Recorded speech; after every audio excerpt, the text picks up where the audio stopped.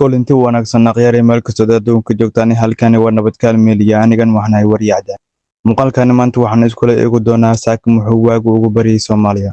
inta badan gobolada Somaliland saaka waxa ka socda dabaaldegyo aad u xoogan shacabka iyo madaxdooda ay uga qayb galeen isku socodka gaadiidka ayaa la joojiyay gobolada Somaliland sabab la xiriira dabaaldegyada xuska ay tiimay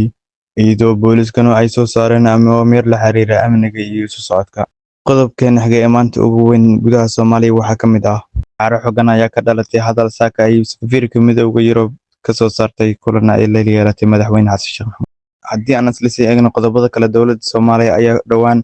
la filayaa inay magacooda saraakiishii lagu bedeli lahaa taliyaashii lagu dilay duleedka Baydhabo qodobkan xigana wuxuu noqonayaa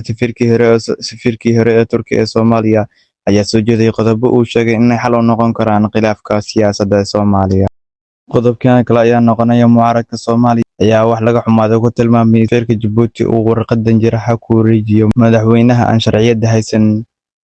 waa sida uu sheegay xogaha mucaaradka taliyaha ciidanka xoogga dalka Soomaaliya oo maalmahan Dhuuso Mareeb ku sugnaa ayaa la filayaa inuu dib ugu laabto magaalada Muqdisho ay wehliyeen xildhibaan si gaar ah u gaaray Dhuuso Mareeb ayaa bilaabay inay dib ugu laabtaan ayagana Muqdisho